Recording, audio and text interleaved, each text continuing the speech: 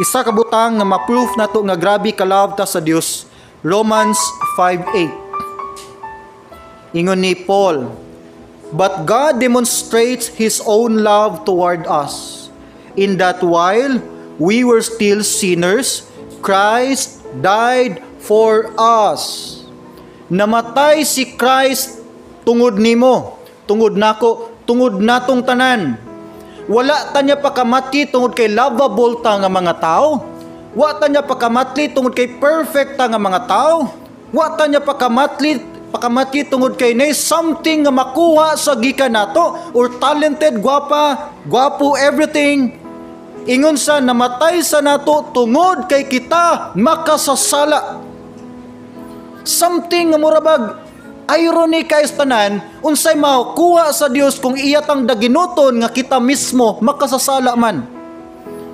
Pero according sa iyang love, tungod sa gugma sa Dios, sa panahon nga makasasala patang tanan, wala patas Ginoo, gihigugma gipakamatyan ta sa Dios. How much more karon nga nadawat na nato si Christ sa atong kinabuhi. Amen. Muni point ini ni Christ, kung gilabtan niya nga makasasala pa ta, how much more karon nga giluwas ta sa Ginoo diha sa iyang grasya, dili sa atong kaugalingong abilidad, dili sa atong relihiyon, sa grasya lang sa Dios. Now, si Lucifer, isa sa mga archangel sa atong Ginoo. Sa time nga ni-rebuildi si Lucifer, that time, so pa siya sala, gitawag pa siya Lucifer. It means son of the morning. Sa diyang gusto ni Lucifer musaka sa langit, maghimog iyang trono, labuan ang Dios, dito mipasok ang pride sa kasing-kasing ni Lucifer. Gitagak siya sa Ginoo uban ang mga angels nga gilid ni Lucifer. Gitagak sila sa kalibutan, munang daghan kay mga demons karon sa kalibutan. Pagkatagak nila, pagkasala nila, wala gyud nasud sa hunahuna sa Dios nga tagaan pa silang second chance.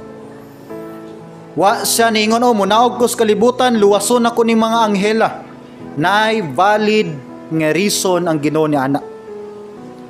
Pero si Adan ug si Eva, pagkasala nila sa Garden of Eden, pag-violate sa babae o sa lalaki sa gidili nga prutas, diha ang tao nakasala, ang tao nahilayo sa Dios, nahinukman sa imperno.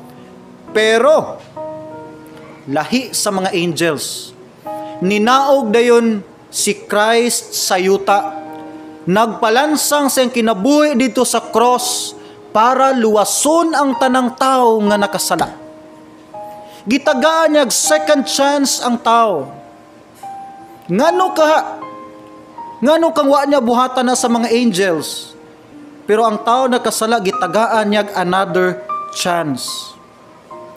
Higalegsoon ang Dios na ginasayod niya na say divine nga reason, base siyang hustisya ug siyang pagkabalaan, pero dinhi pa lang nga bahin enough na nga ma-realize nato nga nagi something special kayo sa atong kinabuhi, nga gusto gid sa Dios nga ma-reconcile tagbalik niya. Gusto gid niya imong kinabuhi mahibalik gyud sa iyahang sabakan.